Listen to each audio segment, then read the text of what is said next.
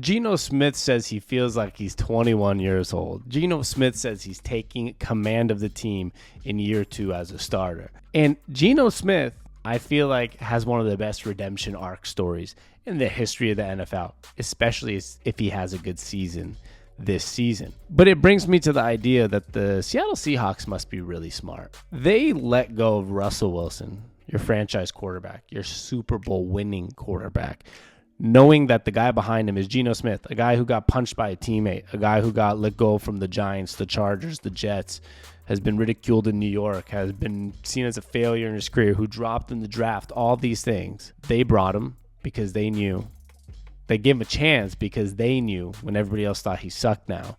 They knew they had something in him. They had a redemption arc in him. And it's crazy to me that we went from this place of Geno Smith being who he is. And we went from this place of we got rid of Russell Wilson with that Denver trade, and everyone's saying, man, what are the Seahawks doing? We just gave up on the year. We just gave up on being a good team. We just gave up on our future. And instead, within a year, the team turned around and made the playoffs. Now, within the same year, while the Broncos struggled with Russell Wilson, we got Geno Smith the comeback player of the year. We had multiple guys that could be rookie of the year type of dudes in Kenneth Walker and Tariq Woolen and Charles Cross and a whole bunch of other people. And we have the 5th pick in this year's draft to get Devin Witherspoon. And we pick up another receiver for Geno Smith because we believe in this offense.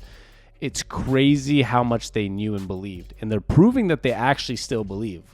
The Seahawks are proving that they got this right, and this is not a one-year fluke. They gave him a $100 million contract. They got Jackson Smith and Jigba in the first round of the draft to add to DK Metcalf and Tyler Lockett because they know what they're doing was right. Now, John Schneider and Pete Carroll and the Seahawks organization in general started to get some hate. You know, after they had those stellar draft classes, 2012, 13, whatever, won a Super Bowl. After they threw the ball on the 1-yard line, 2014 Super Bowl, and lost to the Patriots. Ever since then, there's been a couple things that have happened. People have ridiculed Russell Wilson, which he didn't win again, but he's been a great quarterback. People have ridiculed Pete Carroll for that decision forever. The Seahawks have gotten hate for not knowing how to draft anymore. Maybe they got lucky in the early 2010s.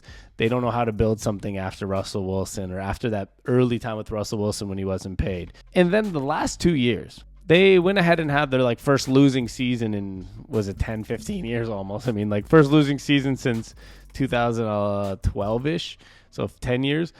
And they were like, all right, we're trading Russell Wilson, which everyone's like, holy crap. The one thing we had as Seahawks fans.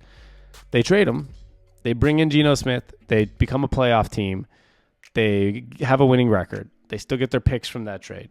They pick up a high-powered offense. They get safeties, have a great free agency. They get Draymond Jones, Julian Love, with Quandre Diggs and Jamal Adams out there. You have Kobe Bryant, Michael Jackson, Tariq Woolen, Devin Witherspoon, Trey Brown coming back. You have a high-powered offense that's getting ready to compete.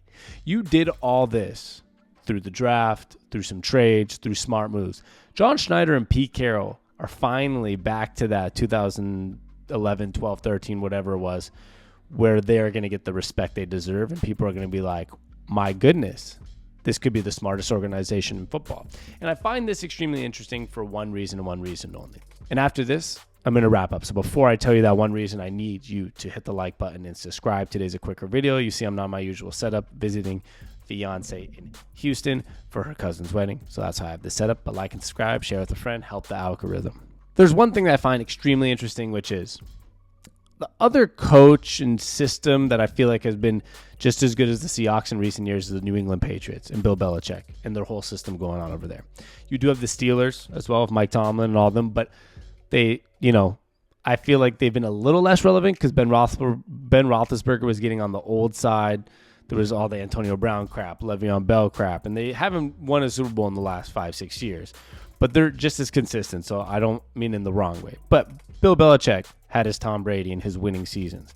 Pete Carroll had his Russell Wilson, his Super Bowl, his winning seasons.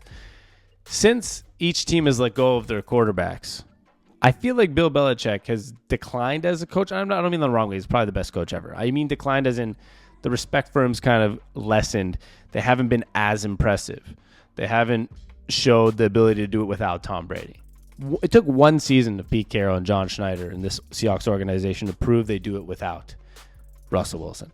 And now you could say it's been one season. Let's see what happens this year. Fine. If they have an awful year, maybe it's a Bill Belichick situation again. But 1 year, instead of it looking bad, looking like a rebuild, like everyone thought it was a rebuild, thought there would be a 5-win team in Vegas.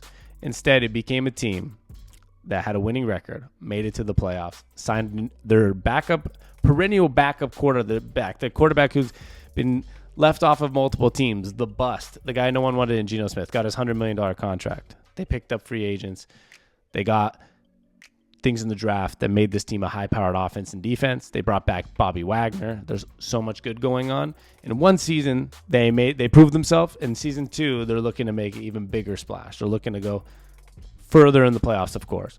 More than 9 wins this year is what the goal is. But they proved that all in 1 year without Russell Wilson. And I think it's a huge credit to the Seahawks because no one believed in Geno Smith.